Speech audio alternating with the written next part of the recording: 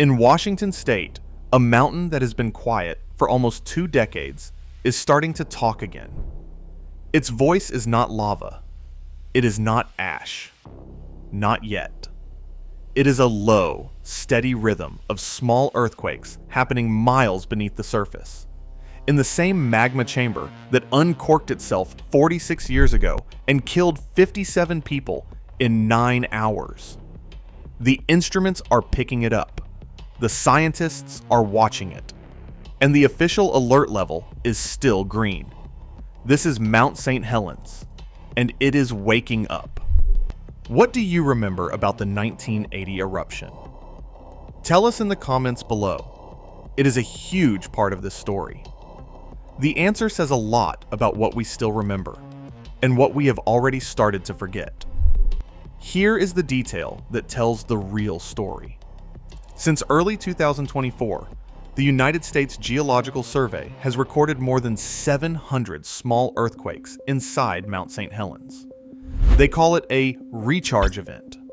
That is the technical term for when fresh magma rises from deep in the earth and refills the chamber underneath a volcano. It is the exact same process that came before the 1980 eruption. A very large number of the people who watch our videos all the way to the end are not subscribed. We are a small team trying to cover the geological stories that the news has stopped paying attention to. If you believe this kind of reporting matters, the subscribe button is the simplest way to support it. It is free.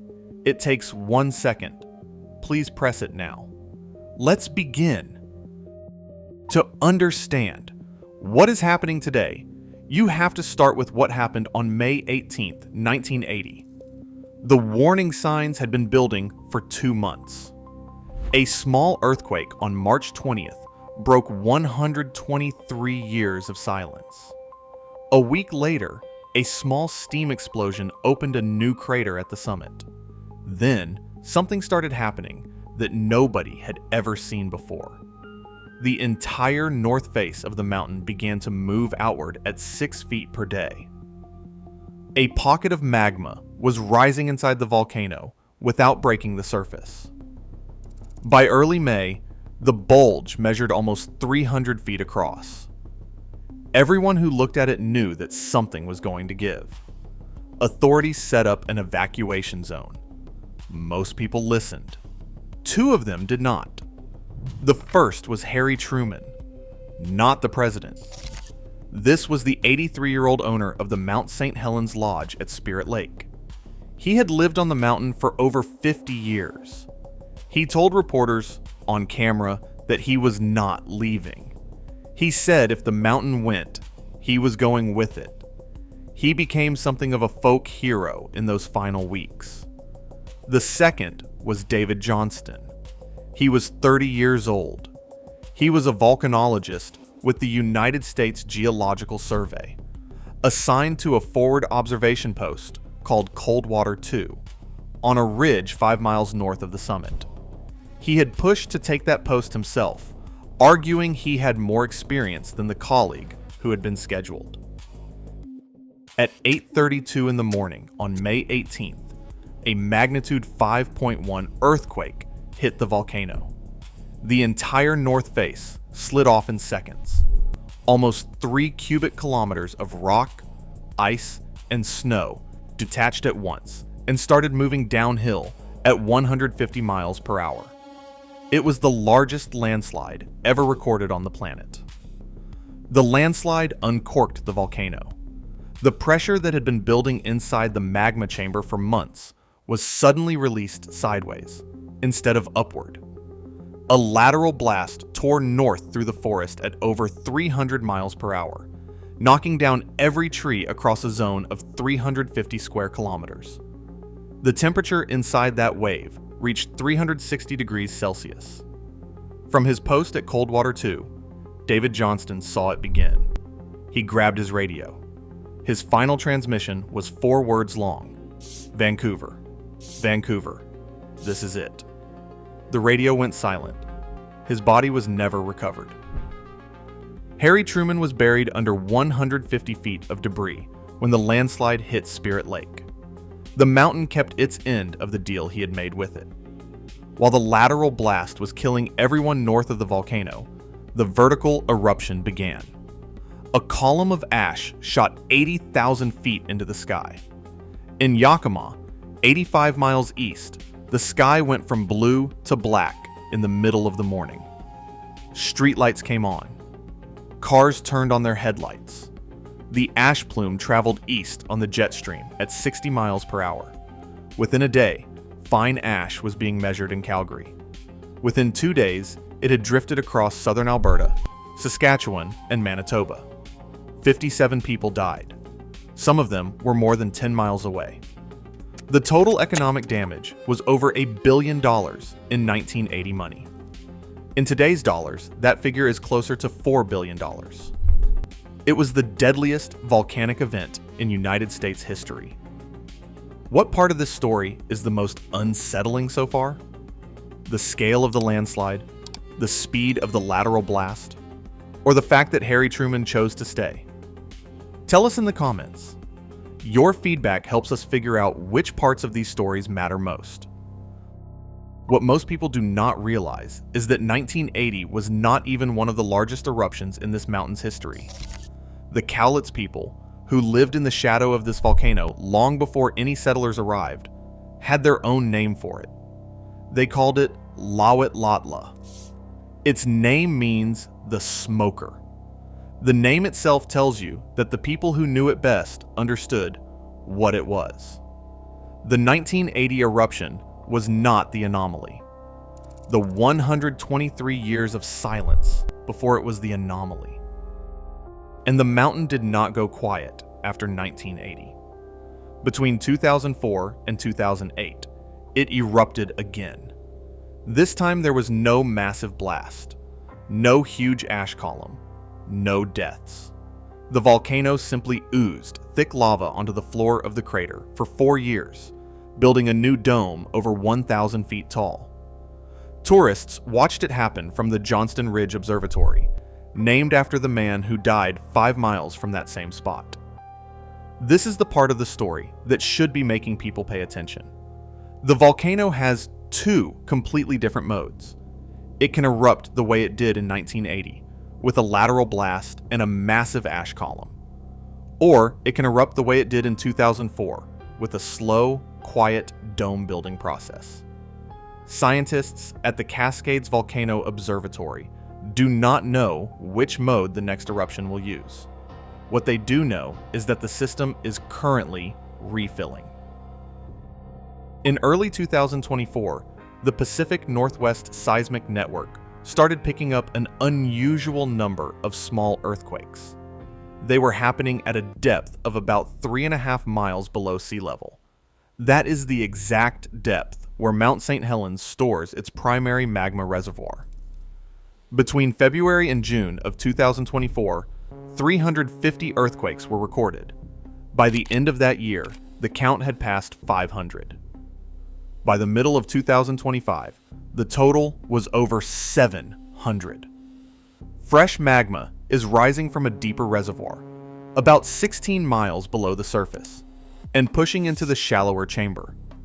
Each time a new batch arrives, it puts pressure on the surrounding rock. The rock breaks. The breaks register as tiny earthquakes.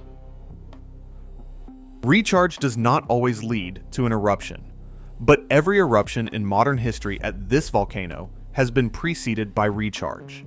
The 1980 eruption was preceded by recharge. The 2004 eruption was preceded by recharge. The pattern that scientists are seeing right now is the same pattern, and the official status of Mount Saint Helens is normal. Green. The aviation color code is the same. To the casual observer, nothing is wrong. The hiking trails are open. The visitor center is open. The volcano sits in the background of 1,000 Instagram photos every day, looking exactly like a postcard. But the instruments do not lie. If this story is changing the way you think about geological risk in North America, please take a moment to hit the like button. It is a small action that tells the algorithm this reporting is valuable. and it helps more people find it. If you have family or friends who live in Washington, Oregon, or British Columbia, consider sharing this video with them. Awareness is the first step. It is the only step we can take in advance. When most people picture a volcanic eruption, they picture lava. That is not the threat from Mount Saint Helens. The lava at this volcano is too thick and too sticky to flow more than a few hundred meters before it cools. The real danger is the ash. Volcanic ash is not soft. It is pulverized rock and volcanic glass, ground into particles smaller than a grain of sand. Under a microscope, each particle has sharp edges. When it gets sucked into a jet engine, the high temperatures melt the glass particles. The molten glass coats the turbine blades and hardens. The engine shuts down.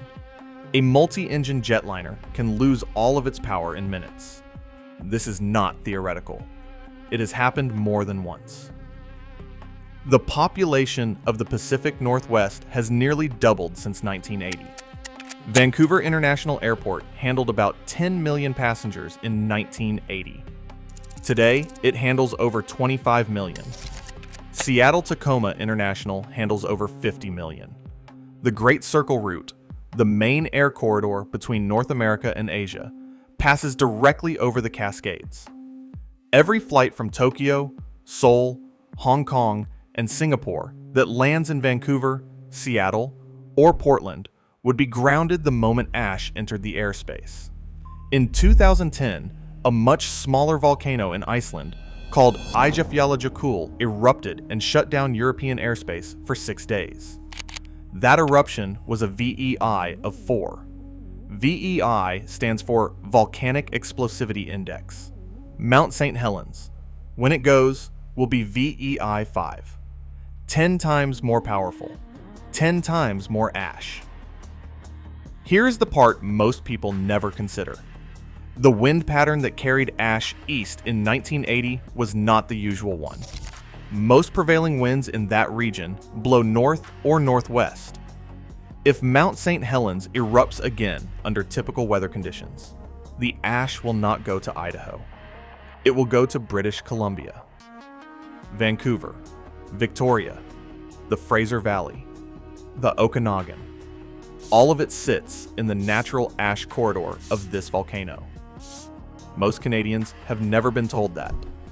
After 1980, the United States Geological Survey built one of the best monitoring networks in the world, specifically for this mountain.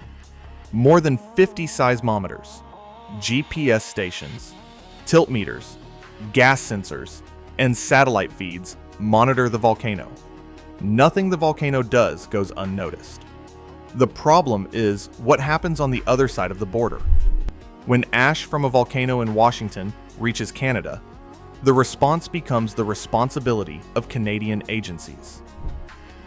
Natural Resources Canada is the lead body. These agencies are competent, but they are significantly less resourced than their American counterparts. Canada does not have a dedicated volcanic observatory. The closest dedicated monitoring station to Mount Saint Helens on the Canadian side is hundreds of kilometers away. A major eruption would send an ash cloud over Vancouver in 4 to 6 hours, depending on wind speed. Inside that window, decisions have to be made. Airports have to be closed. Hospitals have to prepare. Schools have to decide whether to evacuate.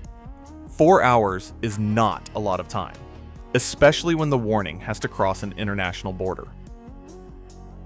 Okay, I recognize this is the second time I am bringing this up. You would think I was trying to sell you an extended car warranty for a volcano you do not own.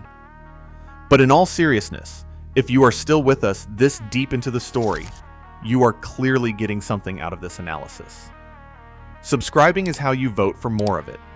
It is free, it is fast, and it actually helps. My public service announcement is over. Back to the volcano. There is one more piece of this story that almost nobody talks about. Inside the crater of Mount Saint Helens, in the shadow of the walls that the 1980 blast carved out, something unexpected has been growing for 40 years. Snow began collecting in that crater in the early 1980s. Protected from direct sunlight by the high walls, it compacted year after year, turning into dense glacial ice. Today, it is called Crater Glacier. It is the youngest glacier on Earth. It was born from the most destructive volcanic event in American history. When the 2004 eruption began, scientists worried the new lava dome would destroy the glacier. It did not. The dome grew in the center of the crater. The glacier split into two lobes and flowed around it. The ice survived. The volcano that created the conditions for the glacier to exist also tried to destroy it, and the glacier adapted. The recharge has been going on for 2 years. Nothing has erupted. The alert level is still green. It is tempting, when looking at a slow-moving story like this, to dismiss it. Maybe the magma is going to come up, fill the chamber, and then cool back down. Statistically, on any given day, that is the most likely outcome. But cumulative probability is a different number. Every year that the chamber refills, the chance of an eruption goes up. The 1980 eruption was not preceded by a single dramatic event. It was preceded by months of slow accumulation that hit a tipping point on a Sunday morning in May. There is one factor that is genuinely different now compared to 1980. Climate. Mount Saint Helens, like every glaciated volcano in the Cascades, has been losing ice over the past 4 decades. This matters because glacial ice acts as a kind of cap. It holds heat in. It adds weight to the volcano's structure. As the ice goes, the internal heat vents more easily, which destabilizes the magma chamber. And the load on the volcano's flanks changes, which can lead to instability in the rock itself. The volcano in 2026 is not the same volcano it was in 1990. The forces that drive volcanic activity in the Cascade Range have been at work for millions of years. The Juan de Fuca tectonic plate has been sliding underneath the North American plate for about 30 million years. It is what built every volcano from Mount Lassen in California to Mount Garibaldi in British Columbia. The pressure that drives eruptions is not going away. It is only being released, one eruption at a time, across geological time. The 700 earthquakes, the ground deformation, the fresh gas chemistry, the recharging chamber, the retreating ice. These are the latest paragraph of a very long story. They tell us the system is alive. They tell us another large-scale event is geologically inevitable. They tell us the quiet period that began after 2008 will not last forever. It is easy to forget a volcano. It is easy to drive past Mount Saint Helens on Interstate 5 and see a mountain that looks broken, half collapsed, and assume the worst has already happened. It is easy to live in Vancouver, 200 kilometers north of the border, and assume that what happens in Washington stays in Washington. But volcanoes do not work on human time.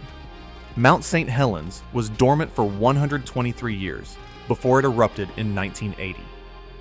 It has been quiet again since 2008. The next event could come in 5 years. It could come in 50. The recharge that is happening right now is the system getting ready for whatever that next event is going to be. The Cowlitz people called this mountain Lawetlatla, the smoker. They watched it for thousands of years before settlers arrived, and they understood what it was. The name was not metaphorical. It was a description. A volcano that smokes is a volcano that is not finished. The smoker is breathing again. If this video gave you a new way of looking at the volcano next door, please share it with someone who lives in the Pacific Northwest, in British Columbia, or anywhere downwind. Subscribe for more stories the news has stopped covering. Leave a comment with what you think the most overlooked geological threat in North America is right now. We read everything. See you in the next one.